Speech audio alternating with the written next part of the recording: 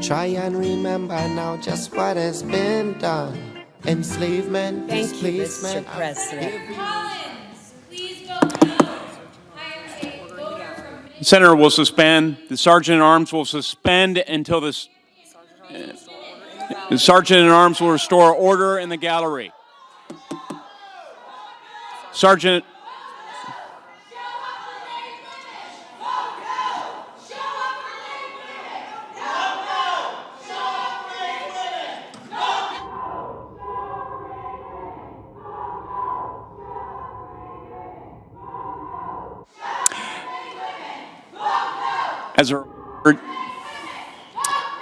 As a reminder to our guests in the galleries, expressions of approval or disapproval are not permitted in the Senate galleries.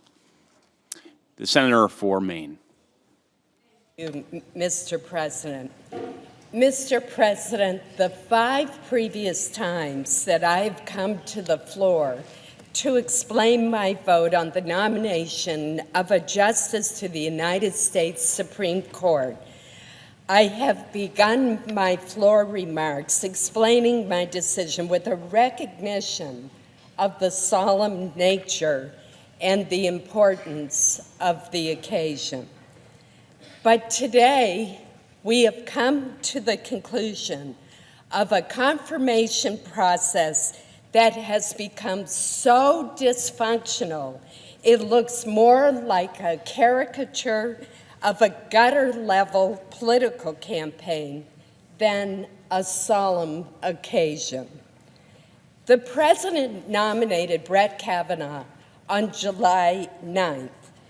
Within moments of that announcement, special interest groups raced to be the first to oppose him, including one organization that didn't even bother to fill in the judge's name on its pre-written press release. They simply wrote that they opposed Donald Trump's nomination of XX to the Supreme Court of the United States. A number of senators joined the race to announce their opposition, but they were beaten to the punch by one of our colleagues who actually announced opposition before the nominee's identity was even known. Since that time, we have seen special interest groups whip their followers into a frenzy by spreading misrepresentations and outright falsehoods about Judge Kavanaugh's judicial record. Over-the-top rhetoric and distortions of his record and testimony at his first hearing produced short-lived headlines which, although debunked hours later, continued to live on and be spread through social media. Interest groups have also spent an unprecedented amount of dark money opposing this nomination. Our Supreme Court confirmation process has been in steady decline for more than 30 years. One can only hope that the Kavanaugh nomination is where the process has finally hit rock bottom. Against this backdrop, it is up to each individual senator to decide what the Constitution's advice and consent duty means.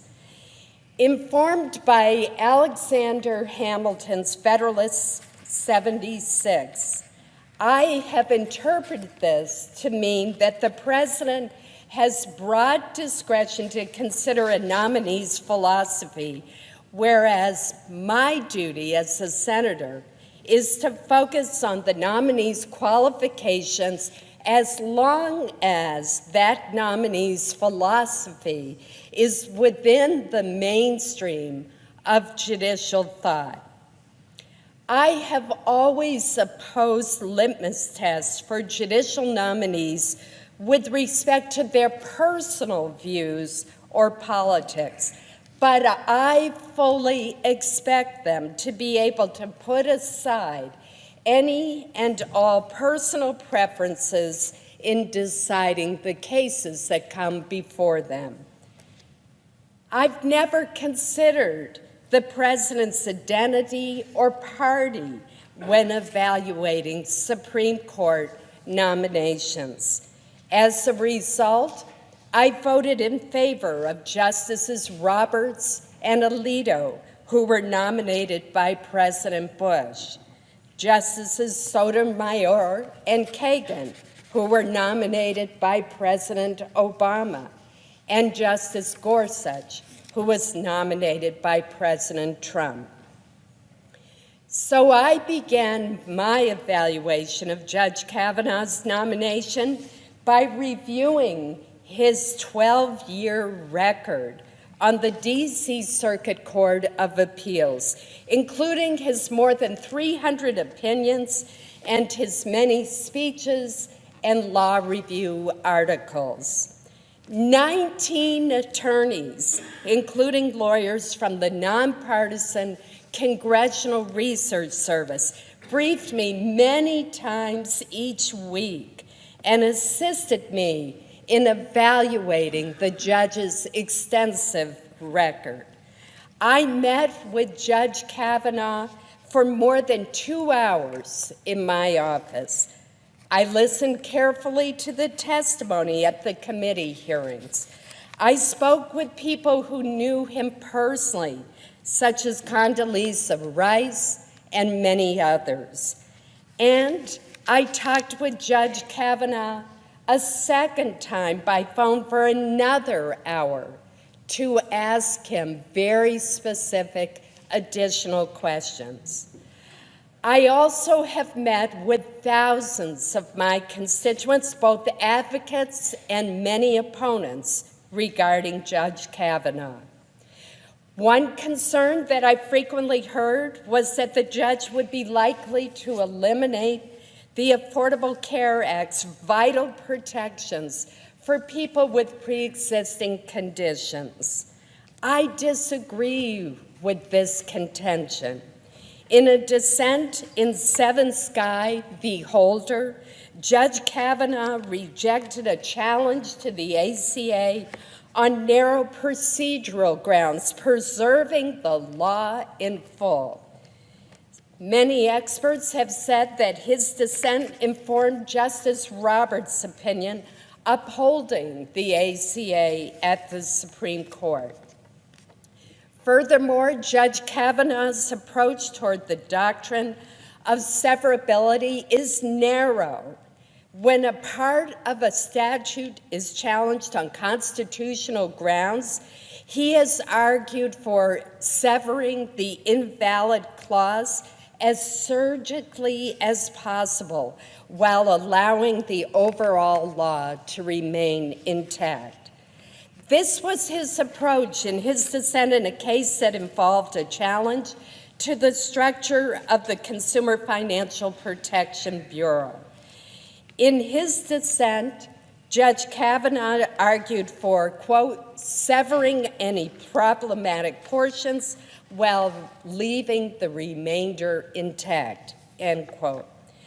Given the current challenges to the ACA, proponents, including myself, of protections for people with pre-existing conditions should want a justice who would take just this kind of approach.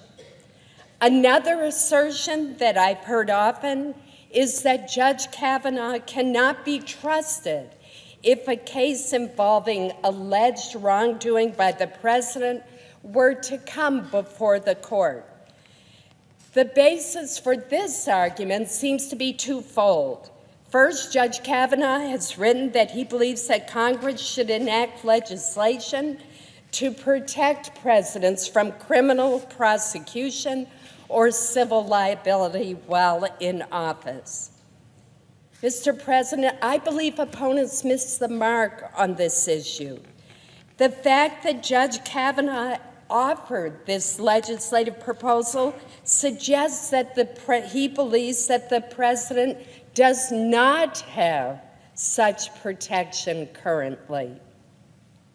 Second, there are some who argue that given the current special counsel investigation, President Trump should not even be allowed to nominate a justice.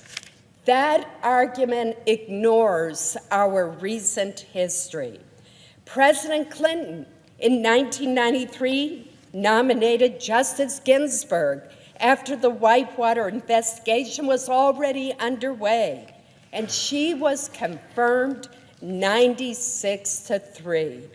The next year, just 3 months after independent counsel Robert Fisk was named to lead the Whitewater investigation, President Clinton nominated Justice Breyer. He was confirmed 87-9.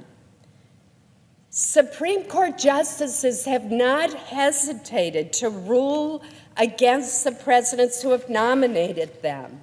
Perhaps most notably in the United States versus Nixon, 3 Nixon appointees who heard the case joined the unanimous opinion against him. Judge Kavanaugh has been unequivocal in his belief that no president is above the law. He has stated that Marbury versus Madison, Youngstown Steel versus Sawyer, and the United States versus Nixon are 3 of the 4 greatest Supreme Court cases in history. What do they have in common? Each of them is a case where Congress served as a check on presidential power. And I would note that the 4th case that Judge Kavanaugh has pointed to as the greatest in history was Brown versus the Board of Education. One Kavanaugh decision illustrates the point about the check on presidential power directly. He wrote the opinion in Hamdan versus the United States, a case that challenges the Bush administration's military commission prosecution of an associate of Osama bin Laden. This conviction was very important to the Bush administration, but Judge Kavanaugh, who had been appointed to the D.C. Circuit by President Bush and had worked in President Bush's White House, ruled that the conviction was unlawful. As he explained during the hearing, quote, "We don't make decisions based on who people are or their policy preferences or the moment. We base decisions on the law," end quote. Others I've met with have expressed concerns that Justice Kennedy's retirement threatens the right of same-sex couples to marry. Yet Judge Kavanaugh described the Obergefell decision, which legalized same-gender marriages, as an important landmark precedent. He also cited Justice Kennedy's recent masterpiece cake shop opinion for the court's majority, stating that, quote, "The days of treating gay and lesbian Americans or gay and lesbian couples as second-class citizens who are inferior in dignity and worth are over in the Supreme Court," end quote. Others have suggested that the judge holds extreme views on birth control. In one case, Judge Kavanaugh incurred the disfavor of both sides of the political spectrum for seeking to ensure the availability of contraceptive services for women while minimizing the involvement of employers with religious objections. Although his critics frequently overlooked this point, Judge Kavanaugh's dissent rejected arguments that the government did not have a compelling interest in facilitating access to contraception. In fact, he wrote that the Supreme Court precedent strongly suggested that there was a compelling interest in facilitating access to birth control. There has also been considerable focus on the future of abortion rights based on the concern that Judge Kavanaugh would seek to overturn Roe v. Wade. Protecting this right is important to me. To my knowledge, Judge Kavanaugh is the first Supreme Court nominee to express the view that precedent is not merely a practice and tradition, but rooted in Article 3 of our Constitution itself. He believes that precedent is not just a judicial policy, it is constitutionally dictated to pay attention and pay heed to rules of precedent. In other words, precedent isn't a goal or an aspiration, it is a constitutional tenet that has to be followed except in the most extraordinary circumstances. The judge further explained that precedent provides stability, predictability, reliance, and fairness. There are, of course, rare and extraordinary times where the Supreme Court would rightly overturn a precedent.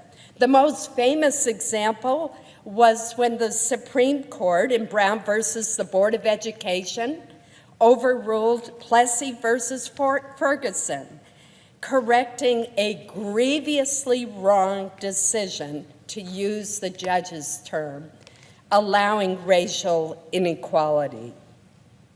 But someone who believes that the importance of precedent has been rooted in the Constitution would follow long-established precedent, except in those rare circumstances where a decision is grievously wrong or deeply inconsistent with the law. Those are Judge Kavanaugh's phrases.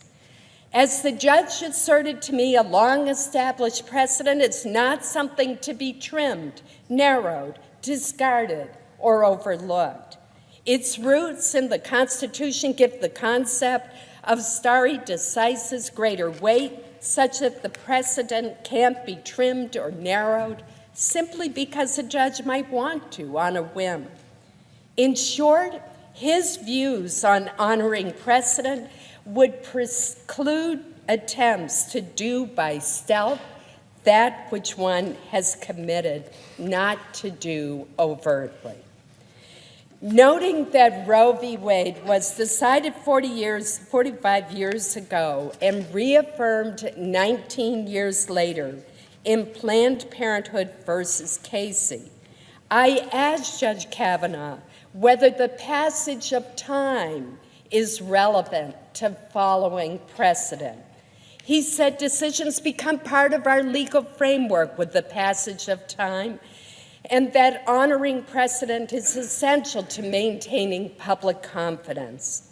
Our discussion then turned to the right of privacy, on which the Supreme Court relied in Griswold versus Connecticut, a case that struck down a law banning the use and sale of contraceptions.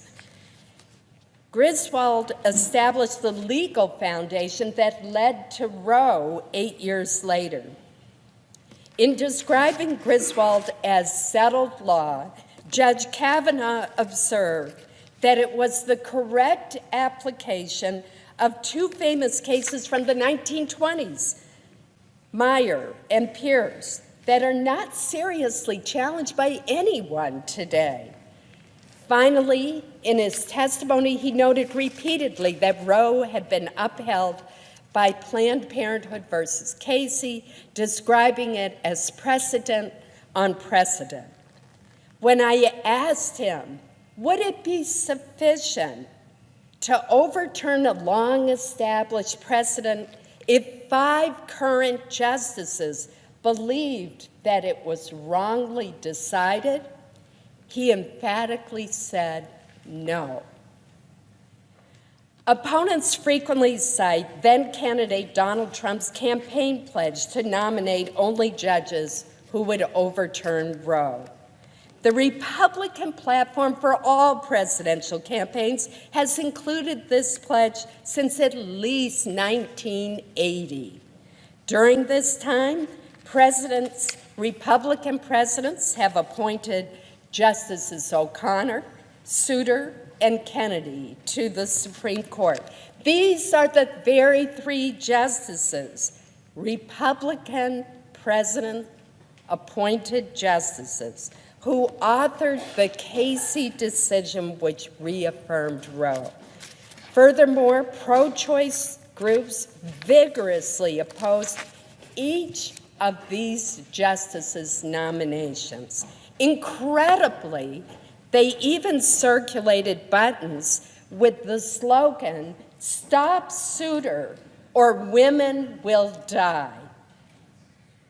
Just 2 years later, Justice Souter co-authored the Casey opinion, reaffirming a woman's right to choose. Suffice it to say, prominent advocacy organizations have been wrong. These same interest groups have speculated that Judge Kavanaugh was selected to do the bidding of conservative ideologues despite his record of judicial independence.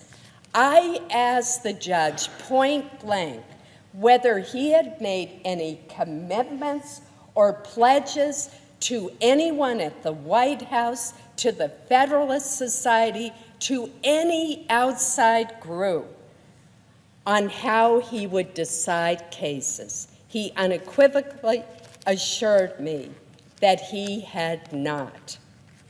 Judge Kavanaugh has received rave reviews for his 12-year track record as a judge, including for his judicial temperament. The American Bar Association gave him its highest possible rating. Its Standing Committee on the Federal Judiciary conducted an extraordinarily thorough assessment, soliciting input from almost 500 people, including his judicial colleagues. The ABA concluded that his integrity, judicial temperament, and professional competence met the highest standards. Lisa Blatt, who has argued more cases before the Supreme Court than any other woman in history, testified, quote, "By any objective measure, Judge Kavanaugh is clearly qualified to serve on the Supreme Court. His opinions are invariably thoughtful and fair."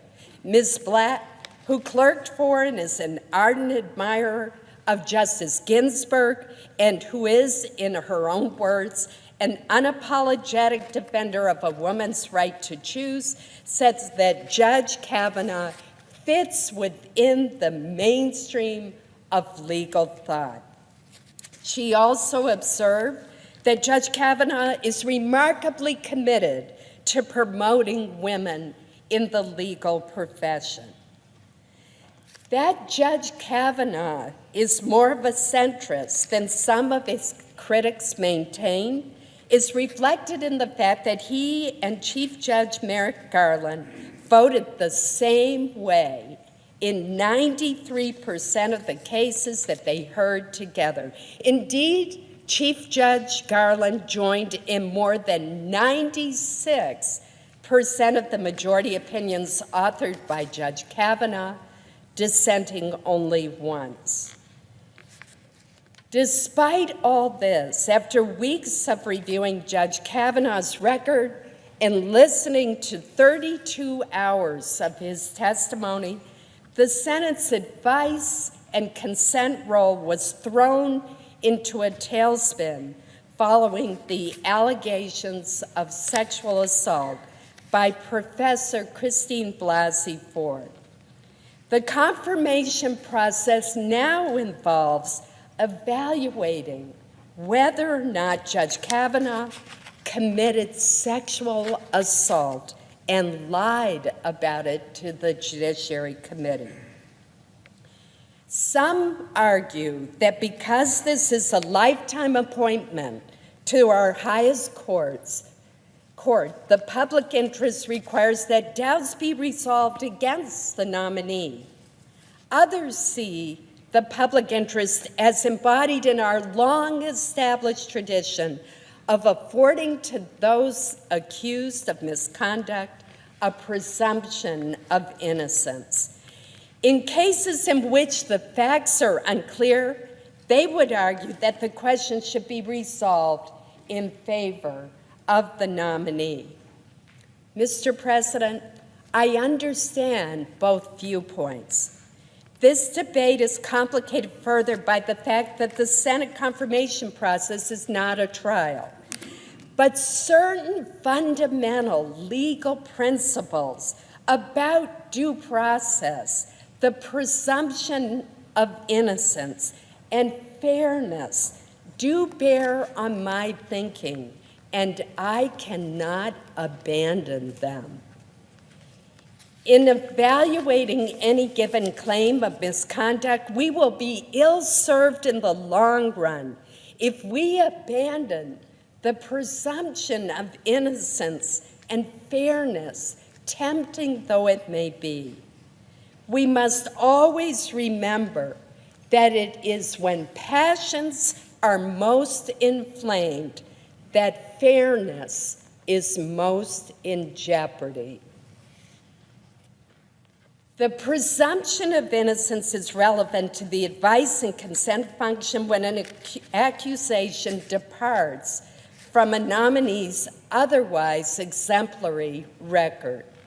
I worry that departing from this presumption could lead to a lack of public faith in the judiciary and would be hugely damaging to the confirmation process moving forward. Some of the allegations levied against Judge Kavanaugh illustrate why the presumption of innocence is so important. I am thinking in particular not of the allegations raised by Professor Ford, but of the allegation that when he was a teenager, Judge Kavanaugh drugged multiple girls and used their weakened state to facilitate gang rape.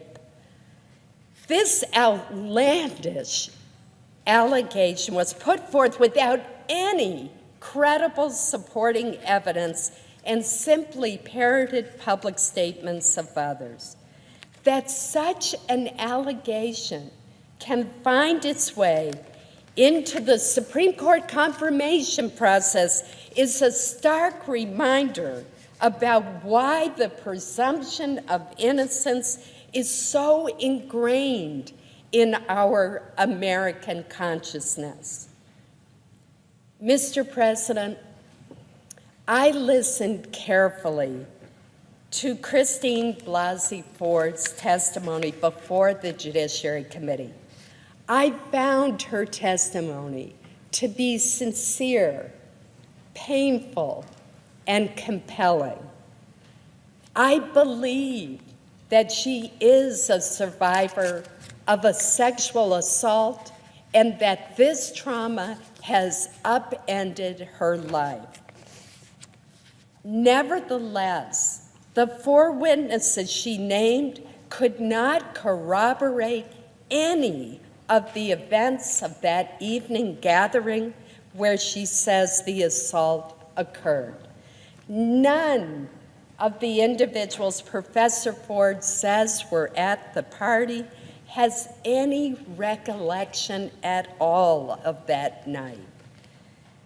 Judge Kavanaugh forcefully denied the allegations under penalty of perjury. Mark Judge denied under penalty of felony that he had witnessed an assault. P.J. Smith, another person allegedly at the party, denied that he was there under penalty of felony. Professor Ford's lifelong friend, Leland Kaiser, indicated that under penalty of felony, she does not remember that party. And Ms. Kaiser went further. She indicated that not only does she not remember a night like that, but also that she does not even know Brett Kavanaugh. In addition to the lack of corroborating evidence, we also learned some facts that raise more questions. For instance, since these allegations have become public, Professor Ford testified that not a single person has contacted her to say, "I was at the party that night." Furthermore, the professor testified that although she does not remember how she got home that evening, she knew that because of the distance, she would have needed a ride. Yet not a single person has come forward to say that they were the one who drove her home or were in the car with her that night. And Professor Ford also indicated that even though she left that small gathering of 6 or so people abruptly and without saying goodbye and distraught, none of them called her the next day or ever to ask why she left. Is she okay? Not even her closest friend, Ms. Kaiser. Mr. President, the Constitution does not provide guidance on how we are supposed to evaluate these competing claims. It leaves that decision up to each senator. This is not a criminal trial, and I do not believe that the claims such as these need to be proved beyond a reasonable doubt. Nevertheless, fairness would dictate that the claims at least should meet a threshold of more likely than not as our standard. The facts presented do not mean that Professor Ford was not sexually assaulted that night or at some other time, but they do lead me to conclude that the allegations failed to meet the more likely than not standard. Therefore, I do not believe that these charges can fairly prevent Judge Kavanaugh from serving on the court. Let me emphasize that my approach to this question should not be misconstrued as suggesting that unwanted sexual contact of any nature is not a serious problem in this country.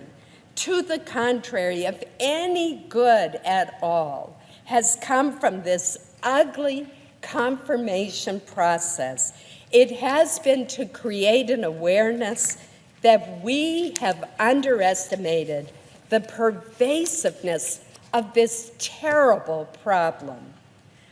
I have been alarmed and disturbed, however, by some who have suggested that unless Judge Kavanaugh's nomination is rejected, the Senate is somehow condoning sexual assault.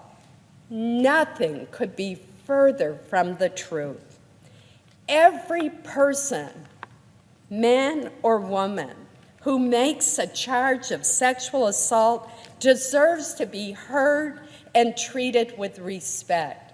The Me Too movement is real. It matters, it is needed, and it is long overdue. We know that rape and sexual assault are less likely to be reported to the police than other forms of assault. On average, an estimated 211,000 rapes and sexual assaults go unreported every year. We must listen to survivors, and every day we must seek to stop the criminal behavior that has hurt so many. We owe this to ourselves, our children, and generations to come. Since the hearing, I have listened to many survivors of sexual assault. Many were total strangers who told me their heart-wrenching stories for the first time in their lives. Some were friends that I had known for decades, yet with the exception of one woman who had confided in me years ago, I had no idea that they had been the victims of sexual attacks. I am grateful for their courage and their willingness to come forward, and I hope that in heightening public awareness, they have also lightened the burden that they have been quietly bearing for so many years. To them, I pledge to do all that I can to ensure that their daughters and granddaughters never share their experiences. Over the past few weeks, I have been emphatic that the Senate has an obligation to investigate and evaluate the serious allegations of sexual assault. I called for and supported the additional hearing to hear from both Professor Ford and Judge Kavanaugh. I also pushed for and supported the FBI's supplemental background investigation. This was the right thing to do. Christine Ford never sought the spotlight. She indicated that she was terrified to appear before the Senate Judiciary Committee, and she has shunned attention since then. She seemed completely unaware of Chairman Grassley's offer to allow her to testify confidentially in California. Watching her, Mr. President, I could not help but feel that some people who wanted to engineer the defeat of this nomination cared little, if at all, for her well-being. Professor Ford testified that a very limited number of people had access to her letter. Yet that letter found its way into the public domain. She testified that she never gave permission for that very private letter to be released. And yet, here we are. We are in the middle of a fight that she never sought, arguing about claims that she wanted to raise confidentially. Now, one theory I've heard espoused repeatedly is that our colleague, Senator Feinstein, leaked Professor Ford's letter at the 11th hour to derail this process. I want to state this very clearly. I know Senator Dianne Feinstein extremely well, and I believe that she would never do that. I knew that to be the case before she even stated it at the hearing. She is a person of integrity, and I stand by her. I have also heard some argue that the chairman of the committee somehow treated Professor Ford unfairly. Nothing could be further from the truth. Chairman Grassley, along with his excellent staff, treated Professor Ford with compassion and respect throughout the entire process. And that is the way the senator from Iowa has conducted himself throughout a lifetime dedicated to public service. But the fact remains, Mr. President, someone leaked this letter against Professor Ford's express wishes. I suspect, regrettably, that we will never know for certain who did it. To that leaker, who I hope is listening now, let me say that what you did was unconscionable. You have taken a survivor who was not only entitled to your respect, but who also trusted you to protect her. And you have sacrificed her well-being in a misguided attempt to win whatever political crusade you think you are fighting. My only hope is that your callous act has turned this process into such a dysfunctional circus that it will cause the Senate and indeed all Americans to reconsider how we evaluate Supreme Court nominees.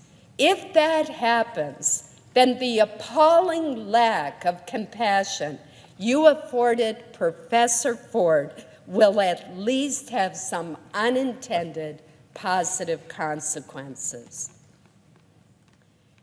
Mr. President, the politically charged atmosphere surrounding this nomination has reached a fever pitch even before these allegations were known, and it has been challenging, even then, to separate fact from fiction. We live in a time of such great disunity as the bitter fight over this nomination, both in the Senate and among the public, clearly demonstrates. It is not merely a case of differing groups having different opinions. It is a case of people bearing extreme ill will toward those who disagree with them. In our intense focus on our differences, we have forgotten the common values that bind us together as Americans. When some of our best minds are seeking to develop even more sophisticated algorithms designed to link us to websites that only reinforce and cater to our views, we can only expect our differences to intensify. This would have alarmed the drafters of our Constitution, who were acutely aware that different values and interests could prevent Americans from becoming and remaining a single people. Indeed, of the 6 objectives they invoked in the preamble to the Constitution, the one that they put first was the formation of a more perfect union. Their vision of a more perfect union does not exist today. And if anything, we appear to be moving farther away from it.